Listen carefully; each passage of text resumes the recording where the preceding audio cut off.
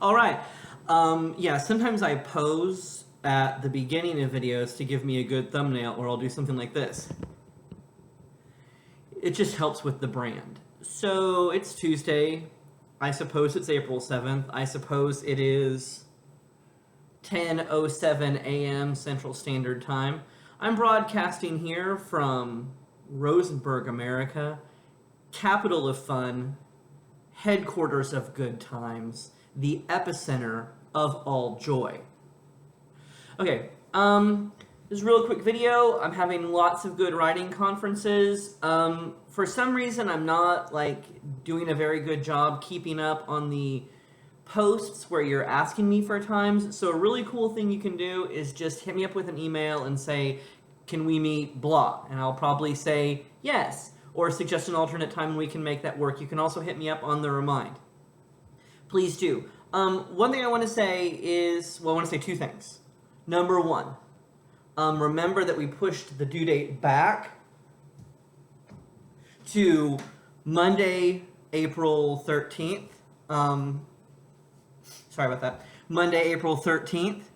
And number two, the most important thing here to do, after you've kind of decided on your themes, and most of you have some good ideas, after you have your themes, I want you to kind of do a few things. Number one, do I need all of those themes? I know that I said 2 or 3, but at the end of the day, do you really need 2? Is 1 going to be enough? I'm not going to ding your grade if 1 theme is sufficient for this essay. So first, do that. The second question you want to ask yourself is, do my themes in any way connect? Had a really good discussion a day or a few days ago, I really don't remember when, about the idea of gender and salvation. And at first, they seem really isolated. But when you look at them, and you look at them in the novel, gender and salvation do go together. Certain types of men can save people, and certain types of men are worth saving. And on the other side, certain types of women can be saved and live. Hello, Mina. And certain types of women can be saved, but only when they're dead. And that's Miss Lucy. So and they're very different women, just like the men are very different. And there is a connection to your kind of adherence or performance of gender and your kind of relative worth of salvation. Like Dracula, there's no salvation for him. His kind of predatory, violent, parasitic performance of masculinity renders him absolutely ineligible for salvation. Same with Renfield. He goes he does have that moment where he tries to do good at the very end, but that's when he has to reject everything he has been to be more traditional as a man. And then like Lucy, once she's already in trouble because she's a little bit too pretty and a little bit too confident. Once she becomes a monstrous, over-sexed, baby killer, she has no possibility of living, and it's only when she's dead that she is quote-unquote redeemed or saved. Whereas Mina does the right thing throughout and then gets to have the happy ending. So think about those things as you're going through your themes. Do they work together? I'm going to give you a hot tip. Most of your themes are going to intersect in meaningful ways. The best way to see this is to do my third thing, which is focus on characters. What are they doing? What do they say? And really importantly, how does Stoker treat them? I mean, Lucy is both treated as a beautiful object being the operative word here, almost a child who has to be pampered and, oh, look at the young men take care of you, oh, we love you so much, sweet Lucy is so good, so beautiful, right? She's that, and then she's like a sex monster who kills, right? So, and then her head's chopped off, mouth stuffed with garlic, stake in the chest.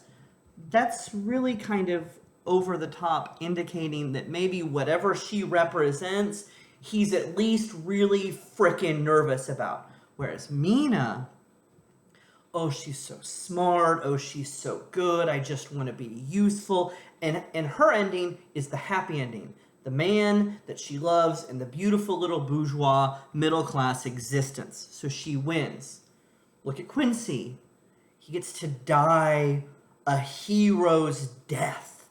And that's like really great. Is it? We can go either way here, but think about the characters. And another thing that I wanted to say about characters really quick is if you're reading characters and say, oh, Stoker thinks men should be this and Stoker thinks women should be this, are there any characters that he likes that don't fit? So you say this thing, he wants men to be like this. Well, what about C-word? Does he fit all those things? Is he truly brave? What about Arthur? What about Van Helsing? What about Jonathan Harker?